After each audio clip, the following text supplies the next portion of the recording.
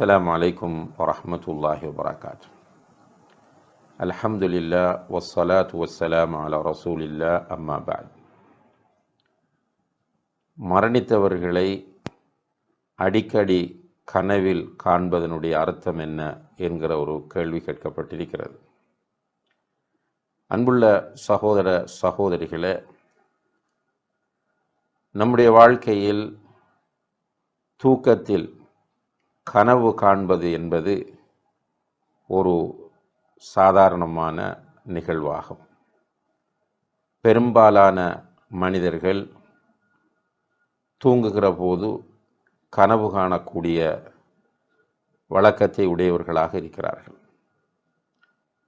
பெரும்பாலும் நம்முடைய மக்கள் கனவுகள் கண்டுவிட்டால் அதற்கான விளக்கங்களை கேட்பதிலே ஆர்வம் காட்டுவதை நாம் பார்க்கிறோம். இதை வைத்து கனவுக்கு விளக்கம் சொல்வதை இன்று ஒரு தொழிலாகவே மேற்கொள்ளக்கூடிய பலரை நாம் காண முடிகிறது. குறிப்பாக தொழில்நுட்பம் வளர்ச்சி அடைந்திருக்கிற இந்த காலத்தில் கனவுக்கு பலன் சொல்வதற்காக என்று வெப்சைட்டுகள் உருவாக்கப்பட்டிருப்பதையும் நாம் காண முடிகிறது. அந்த வகையிலே தான் கனவு காணுகிறவர்கள் உலமாக்கள் அல்லது கனவுக்கு விளக்கம் சொல்லக்கூடியவர்கள் என்று கருதுகிறவர்களிடம் போய் கனவுக்கு விளக்கம் கேட்பதை நாம் அவதானிக்கக்கூடியதாக இருக்கிறது. உண்மையிலே கனவுகளை பற்றி இஸ்லாம் என்ன சொல்லுகிறது என்பதை நாம் தெளிவாக புரிந்து கொள்ள வேண்டும். குறிப்பாக கனவுகள் பற்றி நபிகள் நாயகம் ஸல்லல்லாஹு அலைஹி வஸல்லம் அவர்கள் பல செய்திகளை கூறியிருக்கிறார்கள். குறிப்பாக கனவு தொடர்பாக வரக்கூடிய எல்லா ஹதீஸ்களையும் ஒன்று சேர்த்து நாம் பார்க்கிற போது நபிகள் நாயகம் ஸல்லல்லாஹு அலைஹி வஸல்லம் அவர்கள் கனவுகளை 3 வகையாக பிரிப்பதை நாம் பார்க்கிறோம். ஒன்று நல்ல கனவுகள்.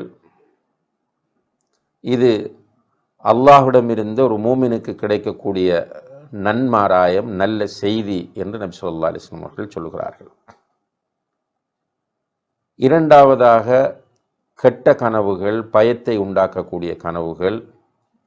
இது ஷைத்தானுடைய ஊசலாட்டத்தினால் வரக்கூடியவை என்று நபி ஸல்லல்லாஹு அலைஹி வஸல்லம் அவர்கள் சொல்கிறார்கள். மூன்றாவது கனவு மனிதனுடைய மனப்பதிவுகள் அல்லது ஆழ் மனப்பதிவுகள். அவனுடைய வாழ்க்கையிலே நடக்கக்கூடிய நிகழ்வுகளை அவன் அடிக்கடி நினைத்து பார்ப்பது, பிறகு அது அவனுடைய தூக்கத்தில் கனவாக வெளிப்படுவது என்று நபி ஸல்லல்லாஹு அலைஹி வஸல்லம் அவர்கள் சொன்னார்கள். இந்த 3 வகையான கனவுகள் மனிதனுடைய வாழ்க்கையில் தோன்றுகின்றன. இந்த கனவுகளிலே நல்ல கனவுகள் வஹீன் 46 பகுதிகளில் ஒன்று என்று நபி ஸல்லல்லாஹு அலைஹி வஸல்லம் அவர்கள் சொன்ன ஹதீஸ்களை புகாரி, முஸ்லிம் போன்ற ஹதீஸ் கிரந்தங்களிலும் நாம் பார்க்க முடிகிறது. அப்போ இந்த கனவுகளை வைத்து நாம் ஏதோ ஒரு நல்ல விஷயம் நமக்கு நடக்கப் போகிறது அல்லது ஒரு நல்ல செய்தி நமக்கு கிடைக்கப் போகிறது என்கிற ஒரு நன்மாராயத்தை பெற்றுக்கொள்ளலாம். அந்த நல்ல கனவை நம்முடைய கணவன், மனைவி, பெற்றோர், பிள்ளைகளிடம், நண்பர்களிடம் ஷேர் பண்ணலாம். அதை ரசூலுல்லாஹி அலைஹி வஸல்லம் அவர்கள் நமக்கு அனுமதித்திருக்கிறார்கள். இரண்டாவது, கெட்ட கனவு ஒன்று தோன்றுவது. இது ஷைத்தான் நம்மை பயங்காட்டுவதற்காக பண்ணக்கூடிய ஒரு ஊசலாட்டம் என்று நபி ஸல்லல்லாஹு அலைஹி வஸல்லம் அவர்கள் குறிப்பிடுகிறார்கள்.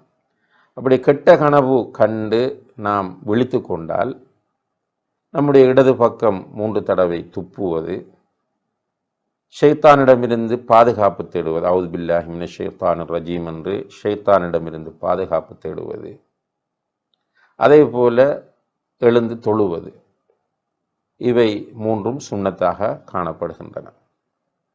இப்போ நாம் தூக்கத்தில் கெட்ட கனவை காணுகிறோம், விழிக்கவில்லை என்றால் நாம் அப்படியே அந்த கனவை விட்டுவிட வேண்டியது. காலையில் எழுந்ததும் அந்த கனவு பற்றி நாம் அலட்டி கொள்ளவோ அது பற்றி நாம் யோசிக்கவோ கூடாது. அதே போல் நம்முடைய நெருங்கியவர்களிடத்தில் அதை ஷேர் பண்ணவும் பகிர்ந்து கொள்ளவும் கூடாது. அதை அப்படியே விட்டுவிட வேண்டும், மறந்து விட வேண்டும். இதுவும் ரசூலுல்லாஹி அலைஹி வஸல்லம் அவர்களுடைய வழிகாட்டலாகும். மூன்றாவதாக ஆழ்மன பதிவுகள். நம்முடைய வாழ்க்கையில் நடக்கக்கூடிய முக்கியமான விஷயங்களை திரும்ப திரும்ப நினைப்பதனால் வரக்கூடிய பதிவுகள். இதையும் நாம் பெரிதுபடுத்த வேண்டிய அவசியமில்லை. அது நாம் நினைத்ததால் வந்தது என்பதுதான் அதனுடைய அர்த்தமாகும். இப்போ மரணித்த ஒருவரை கனவு காணுகிறோம் என்று சொன்னால், ஒன்றில் அதை வைத்து நமக்கு ஒரு கெட்ட செய்தி சொல்லப்படுகிறது என்றால் அது ஷைத்தானுடைய ஊசலாட்டமாக இருக்கும். மரணித்தவரை வைத்து ஒரு நல்ல செய்தி நமக்கு சொல்லப்படுகிறது என்றால் அது ஒரு நன்மாராயமாக இருக்கும். அல்லது மரணித்தவரை பற்றி நாம் அடிக்கடி நினைத்ததனால் அவர் கனவிலே தோன்றினார் என்றால் அது ஆழ்மன பதிவாகும் என்பதை நாம் புரிந்து கொள்ள வேண்டும். மரணித்த ஒருவரை கனவில் கண்டால் அவருடைய பேரில் சதக்கா செய்வதோ அல்லது அவருக்காக வேண்டி விருந்துகள் சமைத்து கொடுப்பதோ அல்லது சிலர் சில மௌலவிகளை அழைத்து ஓதுவார்கள், இவ்வாறு செய்வதோ மார்க்கத்தில் உள்ளது கிடையாது என்பதை நாம் அறிந்து கொள்ள வேண்டும். வல்லாஹு தஆலா அஅலம் வ ஆகிரு தஅவானா அனில் ஹம்துலில்லாஹி ரப்பில் ஆலமீன்.